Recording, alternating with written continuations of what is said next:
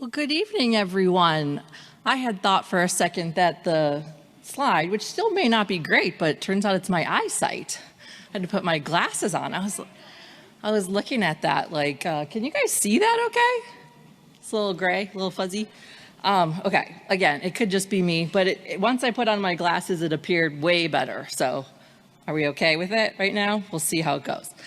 Well, I'm Mrs. Airy. I'm the College and Career Coordinator here at ETHS, and I just want to welcome you and thank you so much for coming out, and some of you for coming out 2 nights in a row.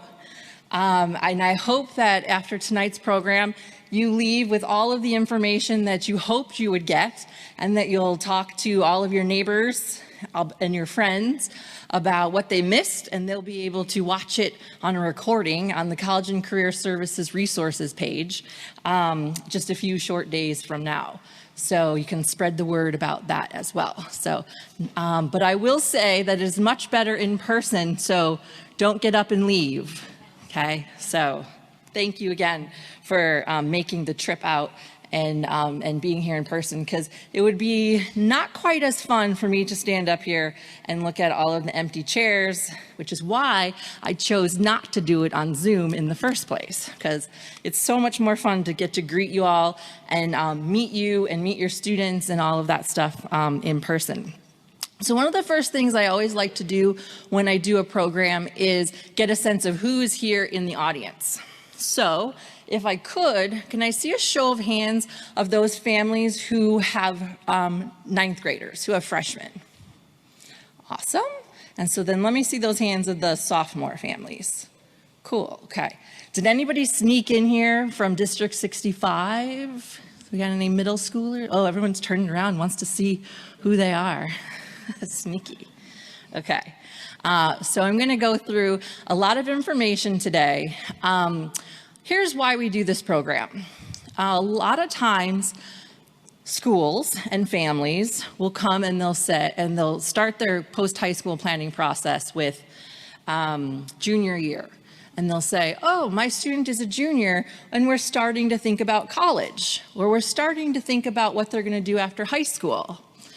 And I must tell you that by that time, they've already done many things that have determined what it is that they may be able to do for college or after high school. So these years right now are very important to the decision-making process and the goals that they are going to set for themselves. So I'm going to give you lots of tips and tricks and things that you need to be thinking about now as freshmen and sophomores, and things that maybe you already have on your minds and will help confirm that you're doing the right things. If you haven't already, you will have met with your counselor in the group session about course requests coming up. So we're going to talk quite a bit about that today in terms of how important that is. If you attended last night, you heard some about that as well.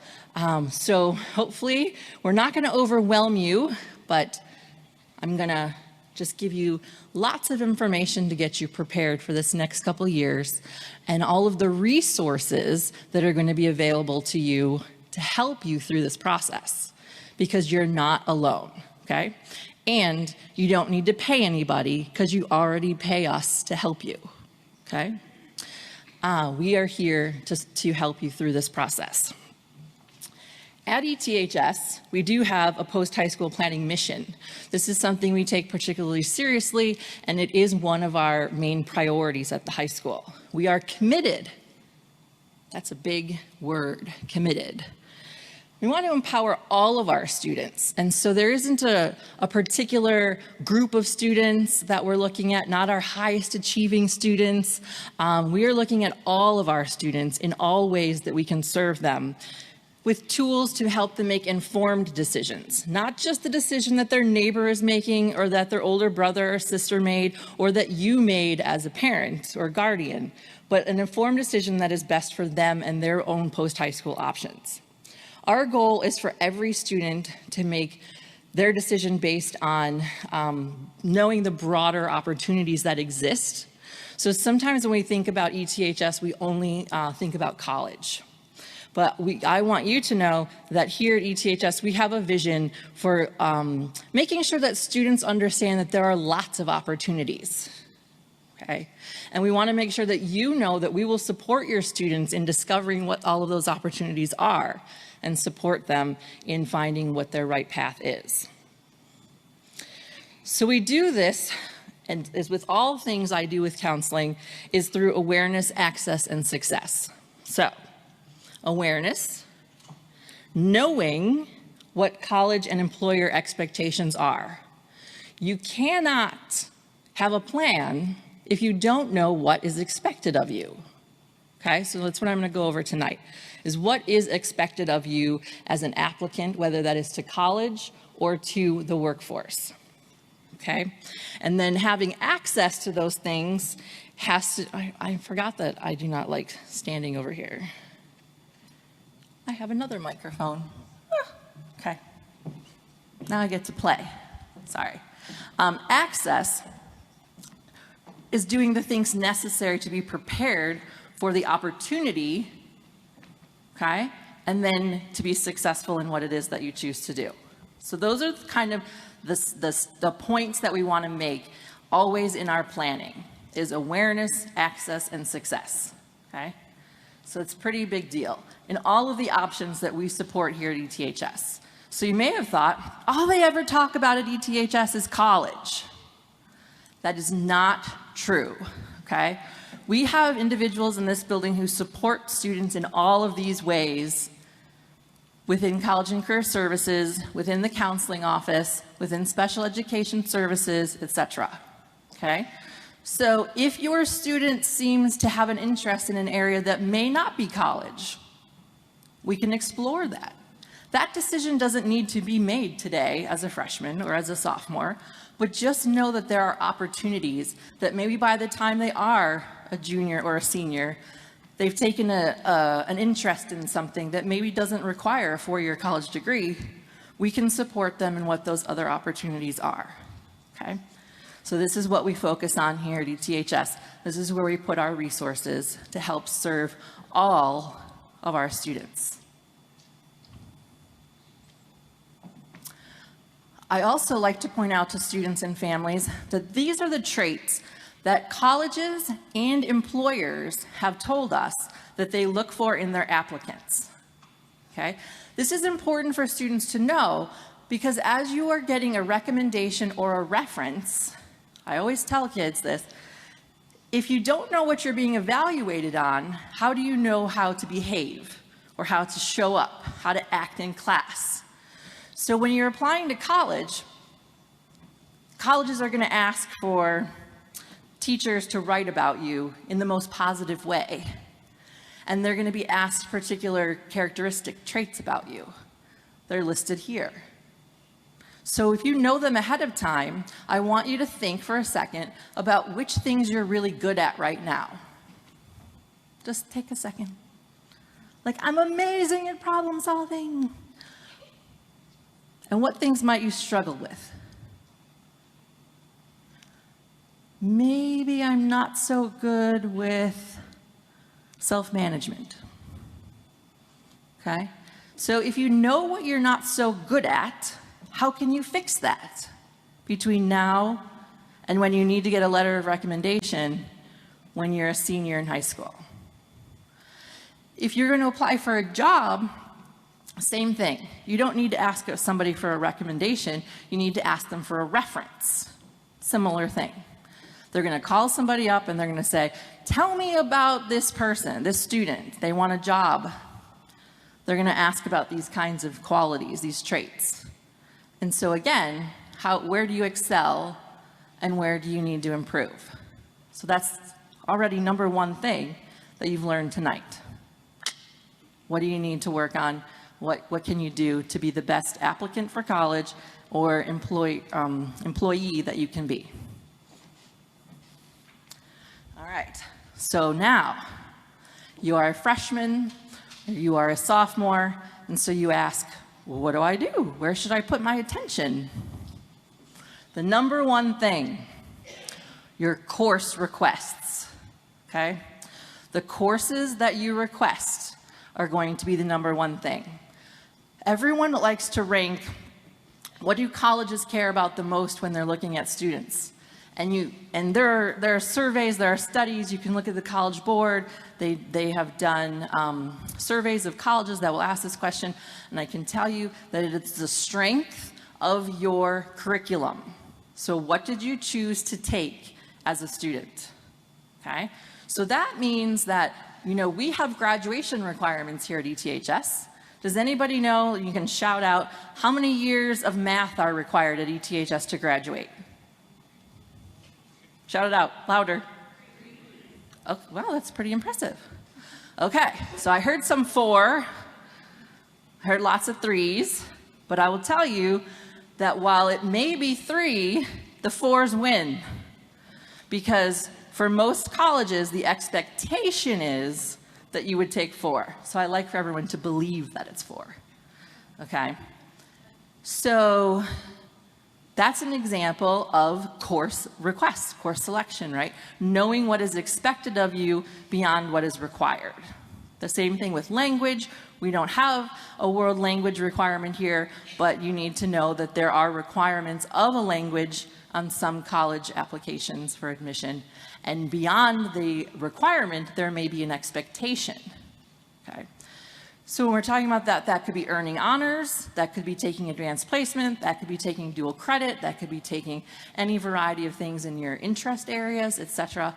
So course selection is the most important thing, okay? Number 2, grades. So what did you earn in those courses?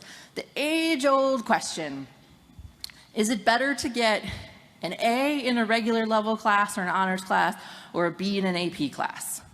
The answer is an A in an AP class. Okay? Obviously, it varies, and all the conversations I had today with students about their courses and their college choices and all of that, the answer is it depends to most college questions. It depends on everything else you're taking. It's not just about one class. It depends on the college you're looking at. It depends on the other parts of your application, okay? So you can't come to me and say, my student wants to take this one class. What do you think about that? Because my answer is going to be, what else are they taking? What else are they doing? And it's going to be much broader conversation than just answering your one individual question, okay? Because it depends is the most common answer. Consistent or upward trend, that means that let's say this freshman year, you had a hard time transitioning from your middle school to this big high school. Or you are in classes that are a little challenging for you. Or maybe you have some issues with friends, or sophomore year, you have a relationship that doesn't go well with friends, or there's an illness in your family, something happens, and your grades don't go so well, okay? Those things happen, and it's okay. So if that does happen to you, or is happening to you, understand that your future is not ruined, okay? What it means is you need to use your resources and then figure out how we're going to improve upon that. Because colleges know that life happens, but they also want resiliency, and they want to see that you know how to use your resources and that you can come kind of pick yourself up and improve upon that. Because when you arrive on their campus, the expectation is that you will be able to do that as well, okay? So consistent, so similar grades throughout, or they're improving. Test scores. We've got the maybe here. And the maybe is here because I don't know if you spend much time in the news, but test optional kind of became a thing. And you guys are young enough now for me not to know quite exactly what the future holds for you in the test optional landscape. So that means I don't know right now if there's going to be in the next 2 years schools who are going to say, forget this, the data stinks, we're going back to requiring test scores, and so you all need to be prepared for that. Or more schools are going to say, we're going to stay test optional forever, and you don't need to provide any test scores. I don't know right now. But what we're doing for you right now is providing you with practice. Okay, so right now, you are getting an opportunity to practice with the PSAT, so that's the practice SAT, several times before taking an official SAT here at ETHS. And then we'll provide you with resources that you could use, many of them free, that you can use to help you navigate the review process to better your score through like Khan Academy and Wild Kid Academy and stuff like that as you're preparing for the actual SAT. Okay, so again, resources, resources, resources. Character. Colleges and employers are looking for character. The best kind of character. So again, this is an opportunity for you to reflect on who you are. So you're at an age where maybe you don't spend a lot of time hanging out thinking, who am I? What did I do today that was so good? Or how could I have improved upon myself today? I don't know. Maybe you do, maybe you don't. But you should, okay? This is the time to start doing that. This is the time to start thinking about how you show up, like I talked about in reference to when you come to class. Are you on time? How do you sit in the class? Do you help people? Are you picking up the lunch that's left on the table, or is it not yours when you walk away? Are you being a part of the school? How is your character? How are you showing up? Okay? Because that gets noticed. And that will be part of the reflection that's written about you when you need it. Diversity. So, when we talk about diversity, people typically talk about racial and ethnic diversity. But in the process of the college application or employment, we're talking about all kinds of diversity. In the college application process, we're talking about diversity of interest, diversity of talent, geographic diversity. This could be like, there are some colleges that are very regional. So if you come and infiltrate their campus from like across the country, they might say, oh, we've never had a student from Evanston Township High School in Illinois before. We totally want to admit them, because now instead of only having students from 49 states, we have them from all 50, and we can brag about that in our brochures. So that is a thing, okay? So I just want you to know that diversity can be all kinds of diversity, but definitely thinking about that as a component as well. And then the last thing is extra stuff. And I said the last thing, but I want to make sure you know that these things are not in any order except for number one, which is why number one is so big. Okay? The last thing is the extra stuff. I think back in the day, we used to say that we wanted students to be really well-rounded. And it's okay if you're not playing an instrument, captain of a team, of a sporting team, that you're not president of student government and speak 3 languages. Like, that's totally okay that you don't do all of those things. One of my favorite examples is like the swimmer who teaches swim lessons and is a lifeguard. Okay? So all of those things are all similar, right? They're related, but one is a job, one is teaching as a job, one's saving lives as a job, right? And then one is a sport. So I think that you just want to keep in mind that you don't have to have this like wide breadth of things if you're engaged in something throughout the year, okay? So the goal, though, is to have some leadership opportunities within those activities. So right now, as freshmen and sophomores, if you're like, there's nothing I want to get involved in, really think about what your interests are. If you like playing video games, oh my gosh. Every Thursday after school, there's video game club. They're right outside my office. It's so much fun. They're like hooting and hollering and laughing, and maybe you don't like to have fun when you play video games. I never thought of that before. But I don't know why anybody wouldn't have something to do in this school. There's all sorts of clubs and activities, and new ones are coming all the time. I'm working with one student who just created the escape room club. What? That's so cool. So look and ask questions. And then by the time that you have the opportunity to be engaged in that, Try and take on a component of that club. You don't have to be president, okay?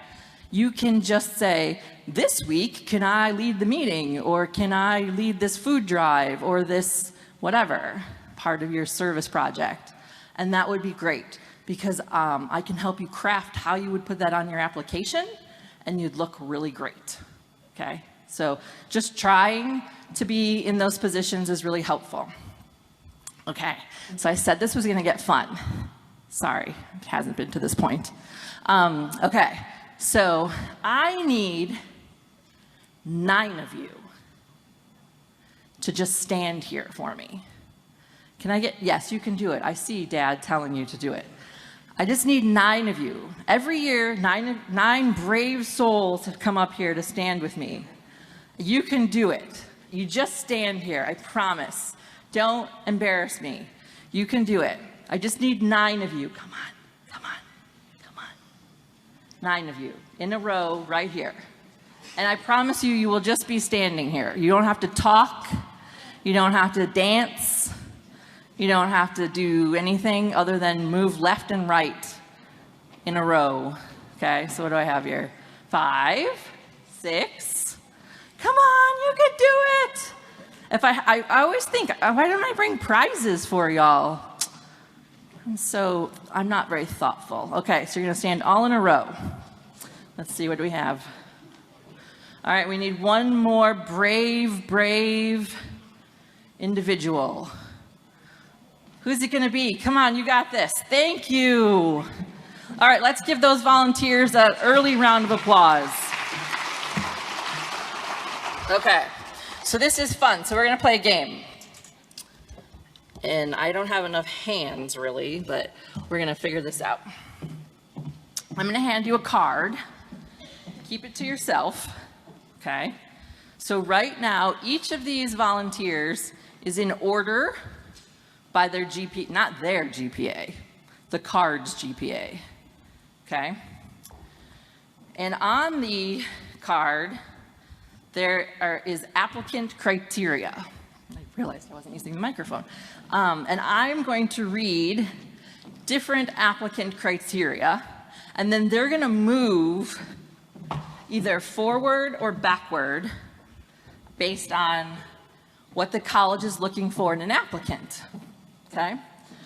So, if a college is looking for something that's really positive, then the individual is going to advance ahead of others in the line. And if it's something that colleges are like, whatever, we get that all the time, it's not really that special, they're gonna move backwards in the line. Does that make sense? Okay. So when I read off something that's on your card, I'm gonna tell you if you move forward or backward, okay? You can do this, I know you can. Okay, ready? And you have an exceptionally strong academic program, move 2 to your left.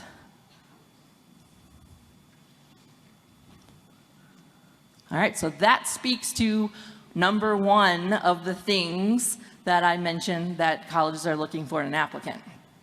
All right, if you play the oboe, move 1 to your left. Okay. If you clearly stated that this college was your first choice by making an early decision application, go 2 to your left. So something that we didn't talk about is that in college applications, you have the opportunity to do something called demonstrated interest. And early decision is a binding contract that you do when you're applying to a college. If you tell them, yes, I want to apply early, and if you accept me, I will go there no matter how much it costs, then they like that. Who wouldn't? If you're saying, yes, I will come, charge me whatever you want. And so then, of course, that individual moves up in the applicant line there. Okay. If your intended major is psychology or pre-med, move backward 1 space. So this speaks to the diversity component, okay? So it is very common to study psychology or to enter as a pre-med student. But I also put this up here because I like to trick you and point out that pre-med is not a major, okay? So for when you all are coming to my office later and you're like, I want to major in pre-med, you learn tonight that it's not a major, it's a program, okay? So you still have to pick a major, and then you can be pre-med and take the courses required to be prepared for medical school. So you would go backwards if you told them in an essay that you want to major in pre-med. Okay, if your intended major is Greek, move forward 2 spaces, or to your left 2 spaces, sorry. Okay. If you do not know any of your teachers well and had trouble finding someone to write your college recommendation, move to your right 2 spaces. Okay, so this speaks to your character, right? Those skills that we're building about getting to build relationships, etc. You included the wrong college's name in your essay. Move to your right 4 spaces.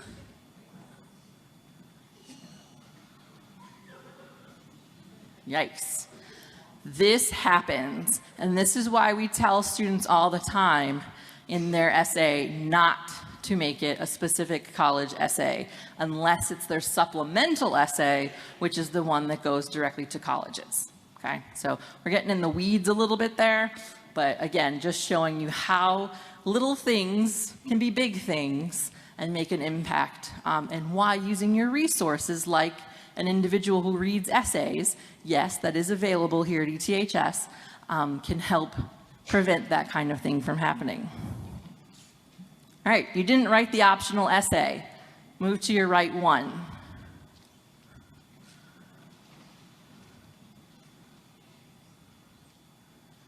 If you wrote about what I learned from playing sports, move to your right 1. So this is a hard one for me, having been a student athlete in high school. As a student athlete in high school, it was the biggest deal to me, and those were my most meaningful experiences. But they are for so many kids, and so those essays are plentiful. So colleges want you to dig a little bit deeper and be a little more unique. That's why that was a -1 spacer. All right, you wrote the essay of the year. Move to your left 3 spaces.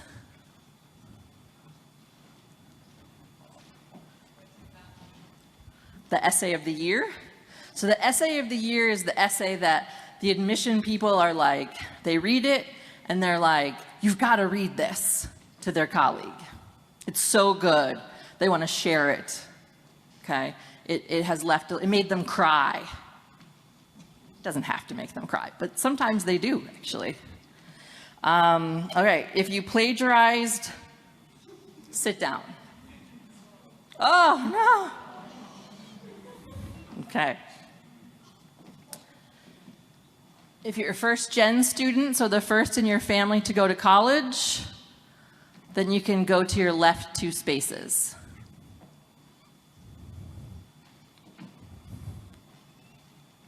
Okay. If you did a summer enrichment program, then you can go to your left 2 spaces.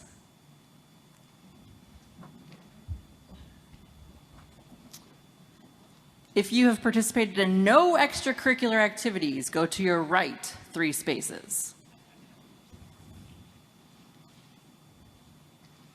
Okay, so this is again number 6 that was on our list. Colleges are going to evaluate students based on the high school that they come from. We submit a school profile with all of our applications. Not to mention that our students already have applied to so many different colleges. They know us by now, and they know what we offer. So when an applicant applies and they don't have anything on their activities list, they wonder what you've been doing. If you are a straight A student and you have no activities, they expect you to get straight A's. Okay, so that's why the straight A student who does a bunch of activities gets to get into the most selective colleges, because it's hard to do all of that at the same time. And I want you to know that based on the classes we offer and the activities that we offer, and the resources we offer, colleges expect that you're using them and doing and taking part in those things. All right. You did an amazing community service project. Move to your left one space. You are an Eagle Scout or a Gold Award recipient. Move to your left 2 spaces.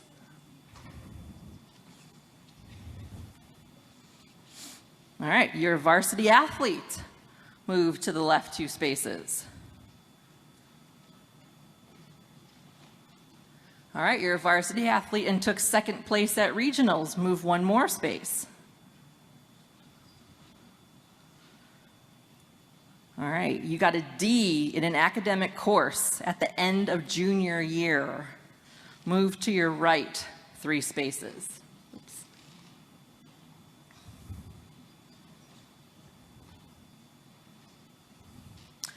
If you came to the college information session and introduced yourself to the college representative, and in the case of the student who just got the D, explained the circumstance, move to the left 1 space. Okay, so we have over 200 colleges that come to visit us here at ETHS, and those are accessible to students starting junior year. Okay, we list them all in school links, and they are available to attend during the school day on Mondays. So students have access to communicating with the college representatives who may be reviewing their applications. So that's really important to note. As far as the grades that I mentioned earlier, there is a part on their college applications called the additional information section where they're able to explain any extenuating circumstances as well. So that's why I said not to be too afraid at this point if there is some like blip on the radar or something like that that concerns you about grades. All right. You're a legal resident of Idaho. Move to the left 3 spaces. Okay, we're almost there. If you never gave your counselor any personal information for using in writing your college recommendation, move to your right 1 space. All right. If your last name is Gates, the name on the college library is Gates, and it's not a coincidence, move all the way to the start and stay there.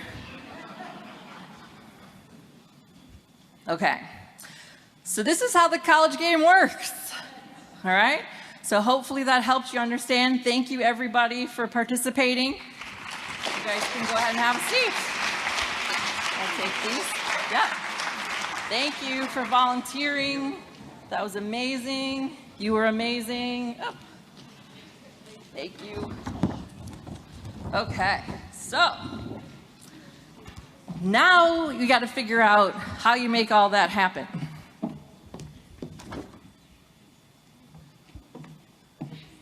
I gave, yes. Yes.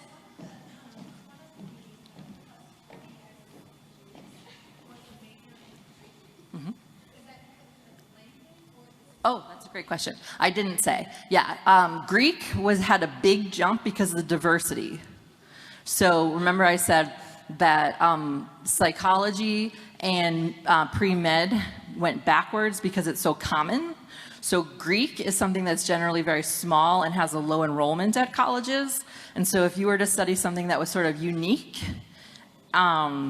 it would be like, oh my gosh, we need to save our program. Our faculty are dying for Greek students, you know, that kind of thing. And so that would help get a student admitted. Just like if they had to be on a baseball team or a hockey team or something like that, yeah. Okay, so, oh, yep.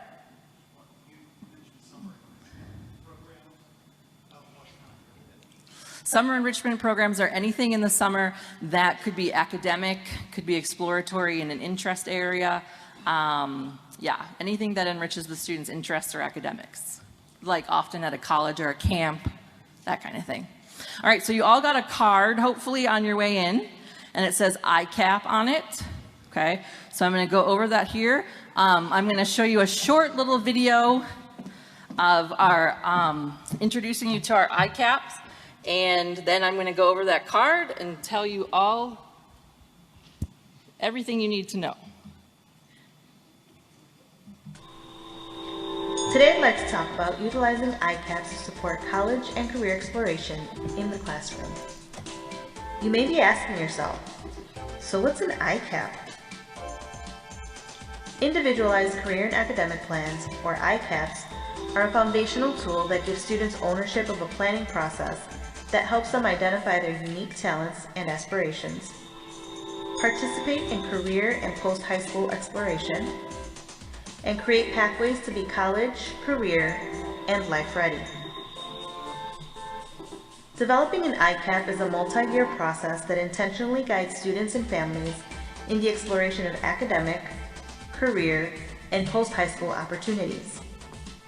The ICAP helps students make informed decisions about courses and activities throughout high school that are geared toward individual career pathways to success.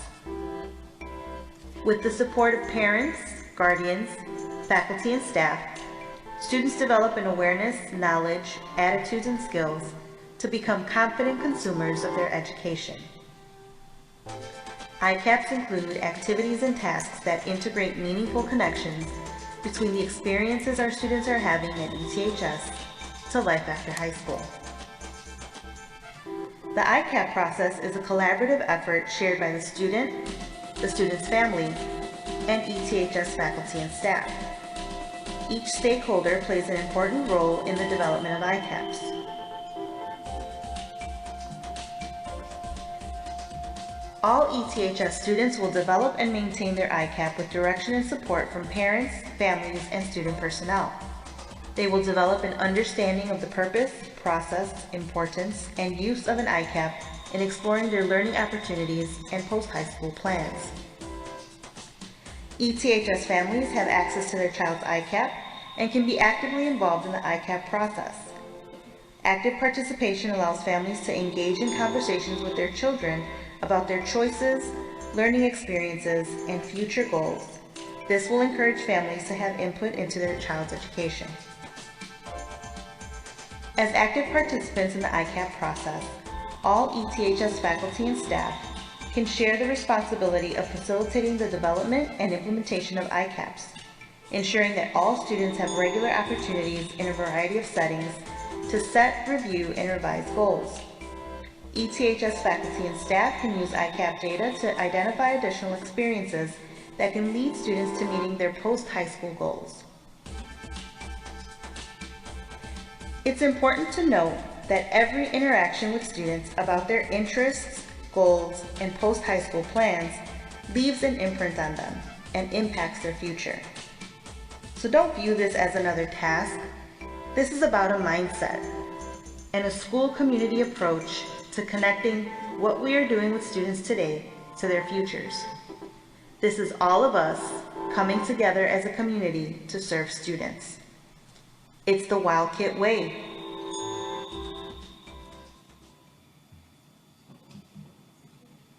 Okay. So the ICAP is really based on a developmental model.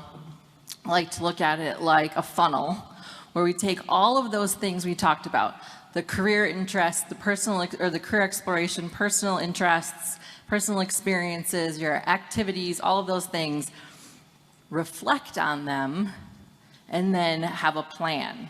Okay, so, oops, I forgot my clicker. Have a plan for your future. The stages of the ICAP are listed on your card. In 9th grade, we're all about self-awareness. So those of you who are sophomores already, hopefully you're really self-aware because you spent last year spending time thinking about who you are and what you like and what your interests are and all of that stuff. And guardians, if you don't know what I'm talking about, we're going to get to that in just a minute here because you're going to be able to probe into that in your student schooling's accounts. And then for those of you who have current freshmen, we're already almost at the end of the semester where they too have done a series of activities that would be a part of their self-exploration process as well. Sophomore year, in 10th grade, we spend more time on career exploration, okay? So on that card that I gave you, you can see that we have listed out for 4 years the things that we offer here at school that your student is doing. And those are the things that have the star, okay? So those are things that have been done or will be done in those grades here at school. The things that have a square are the things that you do, okay? So my dream when I made these cards was that you would hang it on your refrigerator and you would come to events and then you would check off the box of what it is that you've done, the conversations you've had, and things like that related to your student's ICAP. And then as we move along, we have the stages in 11th and 12th grade of more particular or more specific planning and decision making. So if you thought we were just flying by the seat of our pants, we actually have a strategic plan that goes year to year, step by step, of what it is that takes us to all of those opportunities that I explained in earlier slides, okay? So that students can have all of these opportunities, we have the supports in place for that. It's said in the video a little bit about what ICAPs may include, but here's a nice slide for you in case it was a little too much in the video. You have access to all of this, and I'm going to show you how to log in to SchoolLinks here in a minute. But within their individualized career and academic plan, within SchoolLinks, you can see their series of to-dos, their standardized test scores, and this is going to be over time, okay? So part of their plan. Some opportunities are going to allow for reflective writing and the upload of documents. So if you as a family decide, hey, we went on that great trip, or we did some really great service as a family, or you did that, why don't you sit down and write about it for a minute? Reflect on that experience. We can upload that document into your ICAP in SchoolLinks. Sounds like a fun thing to me. I do have 3 of my own children, and they don't use SchoolLinks at their school, but we do have those kind of discussions.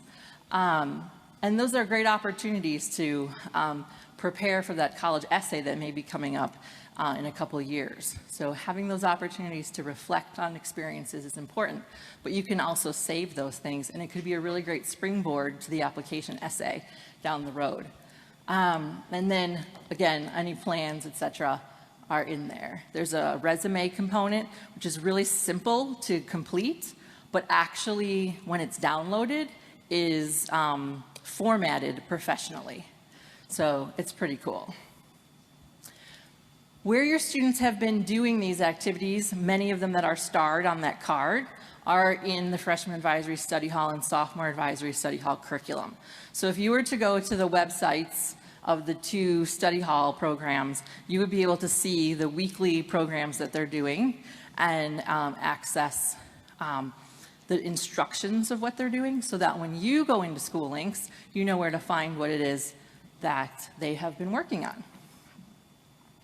So SchoolLinks. So before I came tonight, I looked at our data, and I saw that 26% of freshman parents have logged into SchoolLinks, and 39% of sophomore parents have logged into SchoolLinks. So we've got a little ways to go in terms of getting you guys there. So make me proud. When I go back to the computer, I'm going to give you a couple days, like the weekend. When I look next week, I'm really hopeful that those numbers are moving in the right direction. Because I will tell you that every single time, whether it's with an individual student, an individual department chair, an individual teacher, a counselor, whoever, that I have an interaction with about SchoolLinks who may be reluctant to do something with it, always ends the conversation with, wow, that's really cool. And with kids, I didn't even know cool was a word that they used. And they say it every time. It's shocking. So please, get on it, have your cool moment, and then tell all your friends about it, and make me proud that our numbers are going to go up. So here's where you find it. Step 1, students and families. Online tools would be step 2, and then there's the bar for SchoolLinks. You can also type in schoollinks.com into the search box, and it comes up. What's going to come up next is the screen that looks like this. And what you're going to want to do is toggle over where I have that big yellow area where it says guardians and members. And the thing that you're not going to want to do, does this have an arrow? The thing that you're not going to want to do is go down to the bottom where it says sign up as a guardian. Do not do that, because guess what? We've already signed you all up. As individuals who have registered their students at ETHS, we have your email addresses. We've captured them in your registration, and we've already signed you up for SchoolLinks. So all you have to do, if you have a Gmail account for the email that you use for ETHS, you can log in with Google, and magically you're in. If your email address is not a Gmail address, then you will go to type in your email address and click Forgot Password, and then you set a password, and then you'll be in. I mean, it's going to send you like a verification on your phone, like, is this really you? So there is one extra step. But then you'll be in. And what will you see? You're going to see your student's personality profile. It's very exciting. So it's under their assessments, and it's the very first thing that they did when they logged in to SchoolLinks. They took their personality profile. So some of the things that you're going to see is what their style is, right? Some of the traits that they have, what they tend to do, and then who their celebrity matches are, okay? So it's kind of fun. You can start referring to your student as James Bond, if you'd like. Okay. So that's just one of the things. And again, that was part of the self-awareness piece that all of the students did as freshmen. Okay. So when you're in SchoolLinks, why would we want you to use it? We would use it as a career planning tool. Okay, so sophomore year is the big career year. Everybody has access to it all the time, though. So if you're really anxious, or I should say eager and excited about it, you can always be getting in there. You can do career searches. You can see the career profiles. I think one of the cool things that I like is the local opportunities. So we talked a little bit about summer enrichment programs, but what you can also be looking for are summer internships or job shadow opportunities and things like that that might be related to your career interest. Those will be local, and they're listed in there. So we have partnerships with employers and different companies, et cetera, that they bring us opportunities, and then they get posted, and kids can just click on the links and apply. It's pretty cool. So explore, explore, explore. Now, SchoolLinks is also a college planning tool. What would you do with that? Similar to the career search, there's a college search. Right now, you can't really do any filters for schools outside of the United States. So I'm sorry if that's a particular interest. They're growing in that field, but right now it's not something that you can do. There are college profiles, and so I'm going to show you a slide on that. And then you can see all these other things. There are virtual tours. So as freshmen and sophomores, what you can be doing right now is doing like, what do you call it? Casual campus tours or virtual tours. If you've not had access to, like you didn't go on campus tours with an older brother or sister, and you have no experience with what a college looks like or what that campus might seem like, you can be doing virtual tours and get some perspective. Those are really vast and available on SchoolLinks, so it's pretty cool. And then what I'm going to show you here are the scattergrams. And the reason why I'm going to show you the scattergrams and nothing else is because what I want you to know, and I said this a little bit already, is that colleges admit students based on the high school they come from first, okay? So they're going to look at the pool of applicants from the high school. So when you're looking at a college's website and you look at like the average or the national average of who got in, what their scores were and stuff like that, that's going to be different for what a student from ETHS had in terms of a test score or GPA, et cetera, that got into that college. So we want to use local data. And the way that we do that is through scattergrams.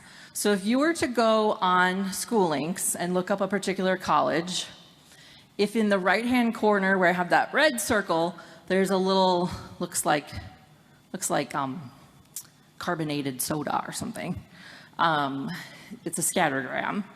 And then you can click on that, or if you're in the profile of that school, you can go to admissions, which is the red rectangle, and then the green oval where the big yellow arrow is, it says scattergrams. It'll take you either, you can go either way, and it takes you to this little chart. So this is Northwestern University. So these are all of the applicants from ETHS to Northwestern University for a few years. The red dots are those that were denied. The green dots are those that were admitted. Students do not see who the students are, so that's all confidential. All you can see are the GPAs and the test scores. Now, right now, the tricky thing is the test scores are a little bit irrelevant because we can't tell who has or has not submitted a test score. So we're really using the GPA component in like a hypothetical test score situation. But you can filter for different things. And then you can also see here in another, in the application history, how many students have applied, how many have enrolled, etc. So it's pretty useful information. At least gives some perspective. And I think one of the things why I like to tell you about that now is because these kinds of conversations are important when your student doesn't want to do their homework. And you say, but your dream school was Duke, or your dream school is NYU, or Harvard, or Northwestern, or whatever. Let's pull up the scattergram. And maybe you should go talk to Mrs. Airy about what classes you should be taking. And we can really be talking about what it takes to get into those opportunities and maybe come up with a new plan if the student isn't really engaged in that level of opportunity, because those are such a small portion of schools. There are so many more schools to be looking at. And that will go through the filter system, and you can come up with a whole new list. All right, so what can you expect from your counselor? You guys are meeting with counselors, talking about the course request process right now. But I like to tell you this because there's often this lack of awareness of like, when will I start talking to my counselor about college? I don't feel like I know my counselor, etc. Please know that your counselor's got your back, okay? There's a strategic plan of when they will see you about your courses. There's a scheduled junior year post-high school conference that includes the parent and guardian. They will help with the college application process, as they're the ones that write the letter of recommendation. So there is a process for gathering information. If you say, well, my counselor doesn't know me, how are they going to write my letter of recommendation? There will be additional requirements to make sure they know who you know your details, so they can write a thorough letter of recommendation. Okay? We would never let a letter go out of the building that was not sufficiently positive about a student. So those are some of the things that you can definitely rely on happening. And then you have College and Career Services. I'm Mrs. Airy. I'm the College and Career Coordinator. Mrs. Vasquez could not be with us tonight, but she is another licensed school counselor that works in College and Career Services. And then we have Mr. Shamby, who's our support person, and he manages the College and Career Services classroom. We are located in the hub, okay? You are able to make appointments with us. We don't have caseloads, so we don't get assigned students. We are able to see students who want to be seen, if that is understood. So if you have a question or you want to know something about your plans, you're able to come and see us. Okay, sometimes you'll be referred to us by your counselor. Mrs. Vasquez, she really does focus on career planning. She's our liaison to Oakton Community College. She's our liaison to the U.S. military branches. She does a lot of things with dual credit. She coordinates that with Mr. Liebforth. So she does a lot of things that are post-high school related that aren't the traditional four-year college path. So she's really helpful for all of those other options like the apprenticeships, internships, etc. And like I said, Mr. Shamby, he supervises the classroom. So if you wanted a place to study, ask a quick question, borrow a review book for, testing, etc., that's your place to get in. All right, so in College and Career Services, I mentioned that we have the college representatives that come to visit. We have career speakers. We have a myriad of resources. We help with, we have a college-bound student-athlete advisor. We have the Illinois Student Assistance Commission who helps with financial aid planning. We work with the Youth Job Center, a whole list of auxiliary services. Oakton Community College has office hours in our space. So again, all of those options I listed earlier in the presentation, we have a person who comes in and provides services for our students in any capacity. I do like to emphasize again, I know I made a joke earlier about there's no reason to have to pay somebody, you're already paying us. I do help students with essays, with their applications, all of those components. So that is a resource that is available to you here at ETHS. We do help with college and job applications, financial aid, etc. Okay, so what are you going to do? No particular order, these things. You're going to complete your ICAP to-dos, students. Okay, so take those seriously. We assign them because they're strategic. It's a plan. It's a plan to help make you successful. We want you to reflect on your experiences regularly. I talked to you, and now your parents and guardians have heard. These are dinner table conversations. You had a season worth of a playing season. How did that go for you? What is your goal? Did you meet your goal? How do you feel about the season? How do you feel about that play that you just finished? All of those things. Those are things to reflect on. Okay? And then the things that you can attend. My big thing is steer your own ship. Okay? You're not doing what your neighbor is doing, what your sibling did, all of these things. You are your own person.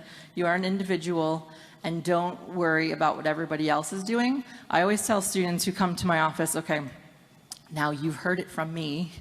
Now go tell everyone else, Mrs. Airy said, and give them the right information, or send them to my office, okay? Because there's a lot of old information, misinformation, weird information, all kinds of information going on out there. Just call and check in with me and say, I heard, and maybe it's right, maybe it's not. Usually it's not, but just check in. Major takeaways. It depends. Don't get mad at me about that. And then I didn't mention this already, but students, please, please, please check your email. I don't know how many appointments this week got missed. Students requested appointments with me. I scheduled the appointments, and then they didn't show up, probably because they didn't check their email that I then scheduled the appointment with them. And I was like, shouldn't you have been looking for a response from me that I scheduled the appointment that you requested? But I don't know how we're going to solve that problem. But yes, check your email regularly. Okay, so reflect, reflect, reflect, and it's never too early. Like I said, the very first line or so of me standing at the podium is that this has already begun. This is not, it's called, early college planning or early post-high school planning, but your students have already started. They've been reflecting in FASH and SASH. They've been career exploring. They've been doing all these things. This has already started. So let's do it together. And I just want to announce that our next event that is coming up here in December will be next week. We are hosting two amazing authors with their book, The Black Family's Guide to College Admissions. It'll be an evening event as well. And then in the daytime, our students can sign up, any grade level, can sign up for activities in School Links to attend various sessions on historically black colleges and universities. So again, for those of you who are here, mark it for us. Tell your friends. We've sent out emails, we've sent out information, but we know people don't always read their email. So the voice of the neighbor is always good too. So if we can help promote this, that would be great.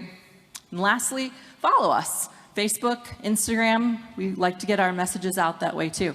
And I just want to say thank you again for taking the time out of your day to come and hang out and get all of this information and be on the side of your kids and learn about the resources that we work so hard to provide you all here at ETHS.